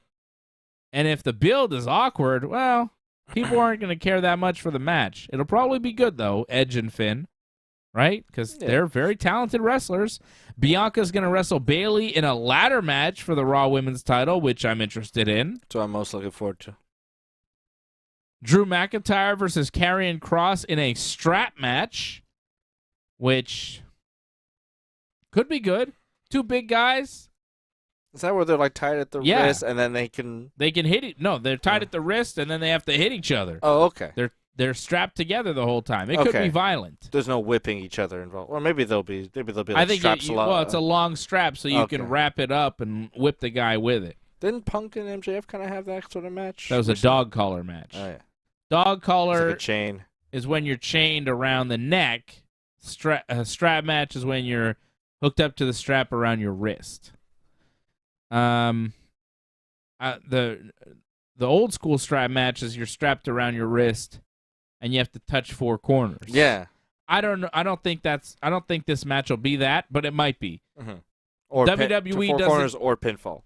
It would be good if they told us beforehand, but they usually don't. You usually find out what the stipulation really is when the match starts. It might be because if Drew is presumably winning, although maybe Karrion Kross will win. Yeah, I could see Karrion Kross winning. Because if Drew is tied to the strap, it might be hard to do the kick, his finisher. I think the four corners is the best way to do it, but I don't know. Yeah. Matt Riddle's going to wrestle Seth Rollins in a fight pit match, which looks like some kind of weird cage structure. They're doing a lot of Riddle, Seth Rollins stuff, and I think we're supposed to care about the hatred they have for one another, but I don't really feel like they hate each other. They had that one promo where Seth talked about Riddle's family, and that was it. Like, it hasn't had any. No, it hasn't gone further. It hit like a high point there, and since then it's kind of fizzled out, and it won't go away. Yeah, this one should be something we should be looking forward to. That should be like, oh man, let's finally get to it. But yeah, they hit their peak way too soon. They blew their wad. Yeah, and now they got nothing. Fight pit match, like, whatever. Maybe it'll be cool. Liv Morgan is going to wrestle Ronda Rousey in an Extreme Rules match for the SmackDown Women's title. I mean, Liv Morgan could get a hold of a chair and just keep hitting Ronda over the head with it and pin her. I think Liv Morgan will probably retain in this match. Some kind of interference, maybe. Maybe. Because Ronda seems to be a babyface. So maybe like someone might interfere on behalf of Liv and become Liv's bodyguard. Liv could use a bodyguard if she wants to be a heel. Is Ruby Riott still in AEW? I think she's hurt. Okay. She's like her nose got hurt or something, or I don't know. But she's injured.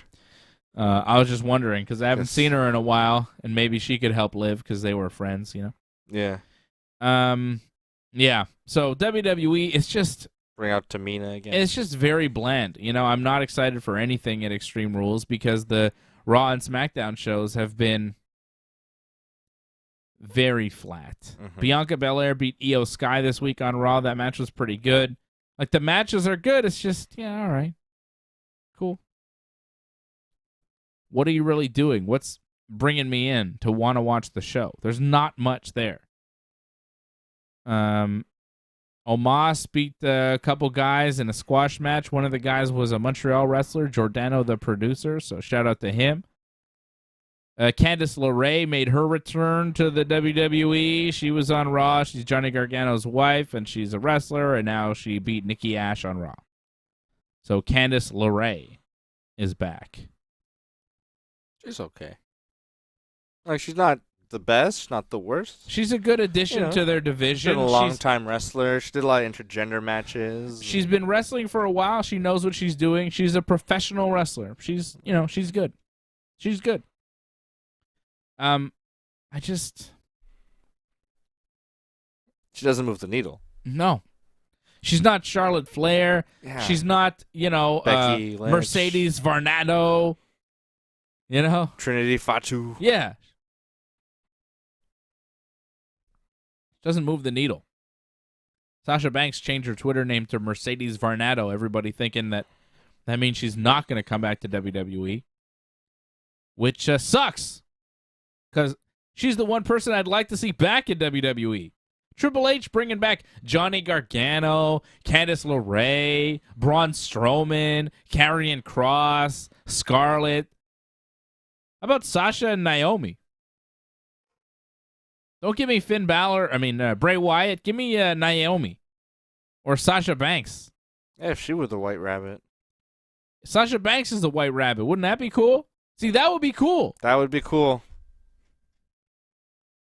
She could be like a weird kind of gimmick if she wanted to. A different Sasha Banks. I could see it. Yeah, moving on from the boss character.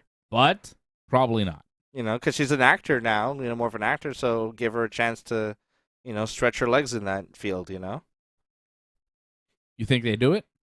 I think they should. Yeah, but come on. You know what I mean? Yeah. It's not going to happen. No, it's too complicated for them. Bianca Belair versus Bayley, now a ladder match. That should be fun. I know Johnny North hoping that the ladder match at Extreme Rules is good. I think it will be. Yeah.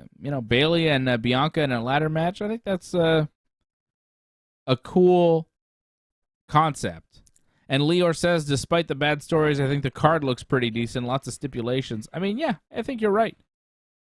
As far as the matches themselves, solid. But, the build for everything has been weak. Which hurts. Yeah. I'm watching Raw, I'm watching Smackdown, and I'm like, yeah, all right. Sometimes it feels like we're watching the same stories for each feud has the same story, the same beats.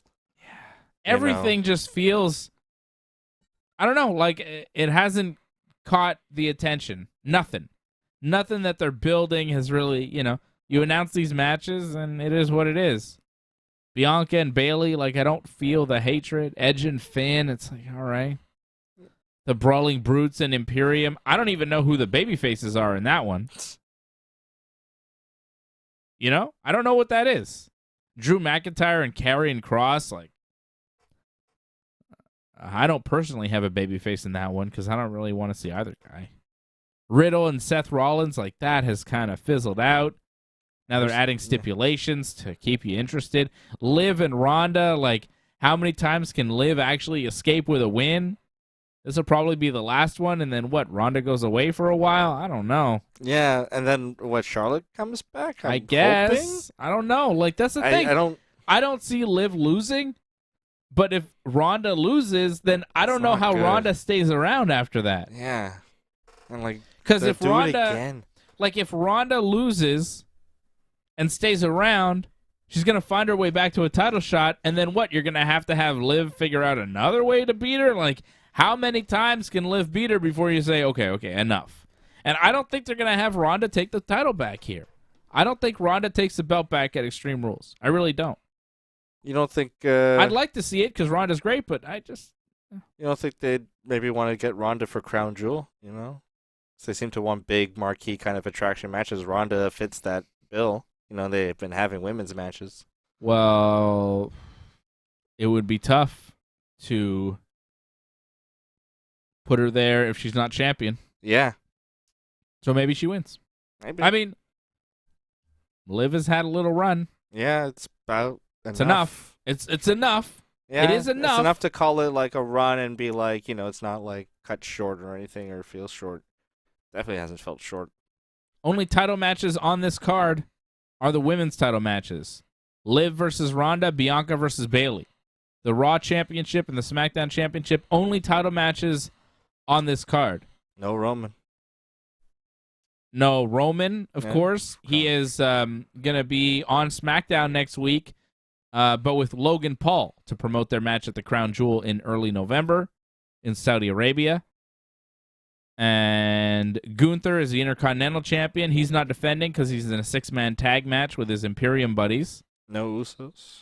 Usos not defending yet. Maybe that'll change.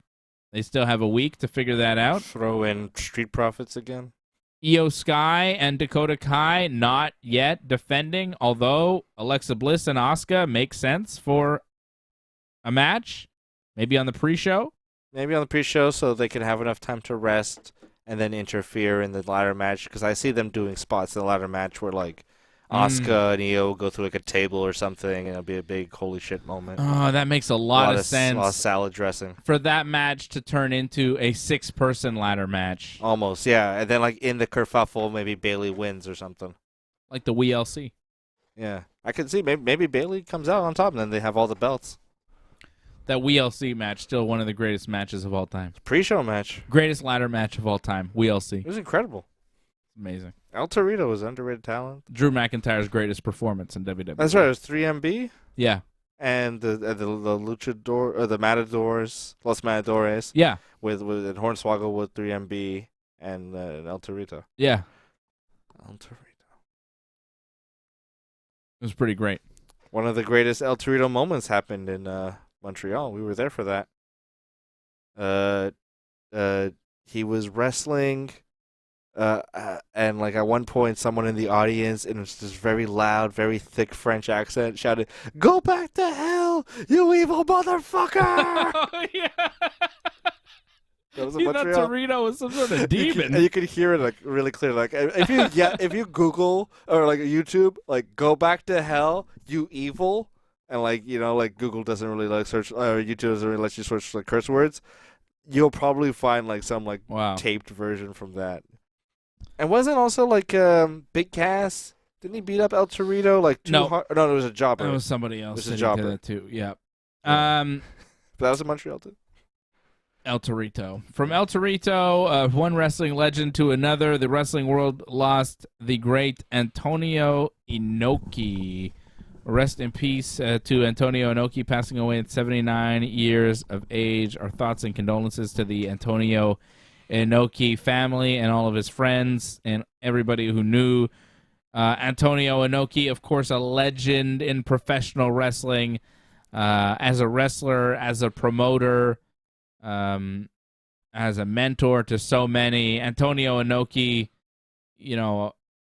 you could just go down the list of accomplishments of things that he has done in his career. An incredible force in pro wrestling, starting New Japan Pro Wrestling as a promoter, having a huge career as a professional wrestler, having a mixed rules fight with Muhammad Ali that a lot of people say was an early catalyst for mixed martial arts. Antonio Inoki did it all. He was a legit badass. The guy could fight for real. He is the great look. He is the godfather of strong style Japanese professional wrestling. The whole style, the whole way of being in Japanese pro wrestling is all derivative of Antonio Inoki. This guy was everything. He was Vince McMahon and Hulk Hogan at the same time. He was both because he was the promoter and he was the top draw, and he was a massive draw. You really can't say enough about how important, influential and legendary Antonio Inoki was. Respected by everybody. Yes. A WWE Hall of Famer, a Hall of Fame of every pro wrestling Hall of Fame. Antonio Inoki is a member. The guy has, he did it all. Yeah, he helped organize that show in North Korea, that big WCW show. I think yes, he was part of that. Joint New Japan Pro Wrestling and the WCW show. Did he wrestle Flair at that show? He may have. He may have. I'm not sure.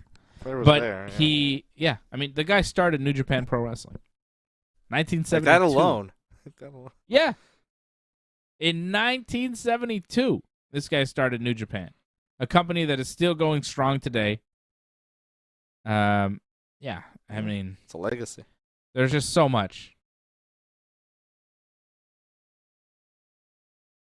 There's just so much that he has done. He's a legend of professional wrestling, and a guy that,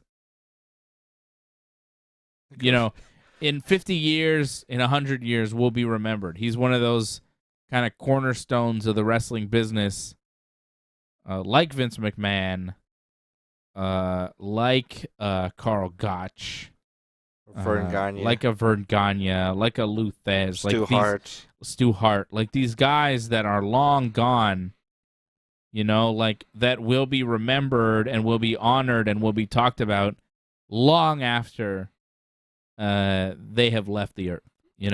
I'm just seeing on this page here, he was like part of this Japanese House of Counselors, and during the Gulf War, he negotiated with Saddam Hussein for the release of Japanese hostages. Like, that's like beyond wrestling, beyond entertainment. That's like geopolitics, it's diplomacy.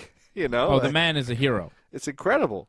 No, he was elected official in Japan. He was in Japanese politics as well. The guy was. He was everything. That's highly sensitive stuff. Negotiating with Saddam Hussein during the Gulf War. Yeah, he was a household name in Japan. Everybody in Japan knew Antonio Inoki. I wonder if he arranged that meeting through back channels through noted Iraqi sympathizer Sergeant Slaughter. Okay. I think it's past your bedtime. It's time to end the show on that one. All right. Thank you, everybody, for joining us here tonight. Thank you to Doug Hepburn. You're the Super Chat leader of the night. Thank you, Doug. Thank you to Harold Schneider as well, dropping a Super Chat. Big thanks to Doug and Nick out in Kingston, Ontario. Hope you guys are doing well. Thank you to all the members. Join.ringsidereport.net if you have not joined yet. Seeing a few members in the chat tonight. My man Leor. Thank you, Leor, for supporting the Ringside Report Network. And all the other members over at join.ringsidereport.net or donate.ringsidereport.net. And that's it. That is it. That is Wrestling Uncensored. Thank you to my brother here stepping in. Hey, it was a pleasure. Replacing the big man, Johnny North. Johnny big will be back. Big shoes to fill. Big shoes to fill. Johnny North will be back. A lot of Simpsons references on the show tonight. I can't help it. Johnny will be back here with me next Friday, and we'll be doing the preview for WWE Extreme Rules next Friday. How about that? And then I think Johnny will be back with me on the 8th of October, the following night, to do the WWE Extreme Rules post-show. And maybe you'll be here too. Perhaps. Maybe you'll be here too for the Extreme Rules post-show. My brother usually joins me for the post-shows as well. All three of us get together to recap the pay-per-views. Have some laughs. The Simon Brothers and big man Johnny North. So we will probably be with you again next Saturday for... and I'm seeing a thing on the screen that says WWE Extreme Rules on October 10th. It's actually on October the 8th. October the 10th is a Monday. So the production team has the dates wrong. Production team! What do you know? It says October 10th, but it's actually Extreme Rules will take place on October the 8th. Saturday, October the 8th. Not a Sunday like we're used to with WWE pay-per-views. It is a Saturday, October the 8th. And UFC not doing a show that night, so no competition. AEW does have their Battle of the Belts on the same night. So head-to-head. That's something. A little head-to-head wrestling action. All right, and I'll be back here. Yes, October 8th. There you go. We fixed it. I'll be back here Thursday night, 8 p.m. Eastern Time with Freddie and AJ to talk some MMA. Like I said, no UFC show next week, so nothing to preview, but we'll be talking everything that happens in the world of mixed martial arts. We'll also be talking about the fight card going down tomorrow night, UFC Vegas 61, Mackenzie Dern versus Yan Xiaonan. AJ and I did the whole preview. You can check that out right now on our YouTube channel, Ringside Report MMA. Check out the UFC Vegas 61 preview show. We talked about a lot of things, and the newest star in the UFC, a man by the name of Bo Nickel. If you don't know who he is, watch the latest episode of Ringside Report MMA. You will get filled in, and then you can tell your buddies when you watch UFC 282, oh, I know all about this guy. He did this, he did that. He was a 3-time Division I national champion wrestler, and I learned all that on the great Ringside Report MMA show right here on the Ringside Report Network. Please join in and give your support to Ringside Report Network. We've been providing expert coverage and commentary on both pro wrestling and MMA for over 15 years. Go to ringsidereport.net/support to find out more ways to support the channel.